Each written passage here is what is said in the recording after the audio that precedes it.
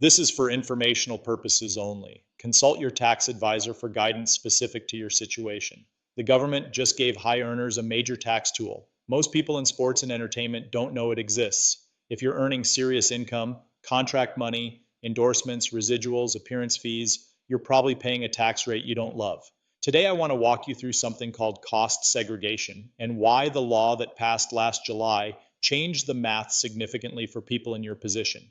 When you buy a building, a rental home, a commercial property, an investment property, the IRS says you have to spread your tax deductions out over 27 and a half years for residential or 39 years for commercial. That's the default. Slow, spread thin, a cost segregation study changes that. It's an engineering-based analysis that goes through your property and separates the building into components: the flooring, the lighting, the landscaping, the electrical fixtures, the parking lot. These aren't the same as the walls and the roof, and the IRS knows that. Those shorter-lived components can be depreciated on a faster schedule: 5 years, 7 years, 15 years. That means instead of spreading small deductions out over decades, you pull a large deduction forward into the early years of owning the property, sometimes into year one. Here's where the law changed things. Before last July, bonus depreciation, the ability to take those accelerated deductions in year one, was being phased out. It was at 40% in early 2025. It was scheduled to keep dropping and disappear completely by 2027. The One Big Beautiful Bill reversed that entirely. It permanently restored 100% bonus depreciation for qualifying assets acquired after January 19th, 2025, not temporary, permanent.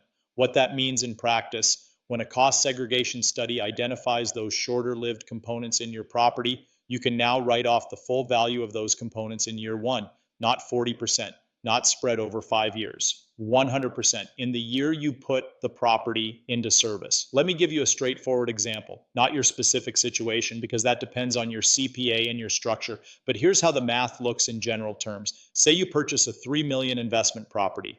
A cost segregation study comes back and identifies that roughly 25 to 30% of that property, I'd call it 800,000, qualifies as shorter-lived components eligible for bonus depreciation. Under the old rules, you'd spread that 800,000 out over years. Under the current law, you can deduct the full 800,000 in year one. If you're in the top federal bracket, 37%, that's a roughly 300,000 reduction in your federal tax liability from one property in 1 year. The cost segregation study itself runs somewhere between 4,000 and 15,000 for most properties. That's the math. And that's why advisors who work with high-income clients are paying a lot of attention to this right now.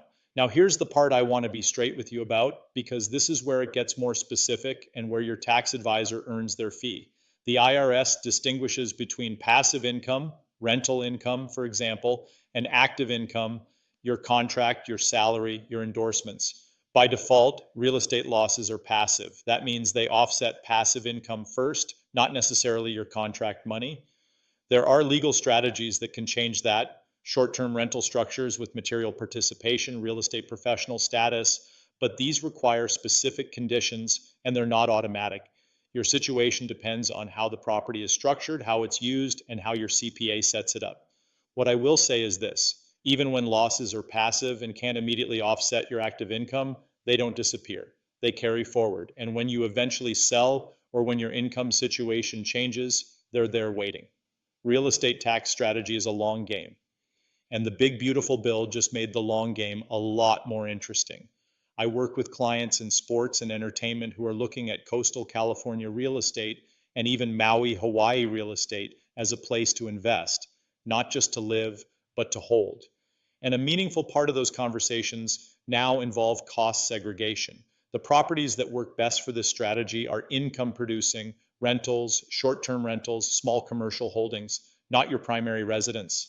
The strategy applies to investment real estate, and it works best when the property is well positioned to hold value long-term while the tax benefit does its work in the early years. If that's a conversation you want to have about what the right property looks like and whether it fits your overall picture, that's exactly what I'm here for. One more time, I'm not a tax advisor. Everything I've described here is a starting point. Before you do anything, get in front of a CPA who works specifically with high-income real estate clients. Ask them about cost segregation, bonus depreciation under the big beautiful bill, and how it applies to your income structure. Then if the real estate side of that conversation is something you want help with, give me a call.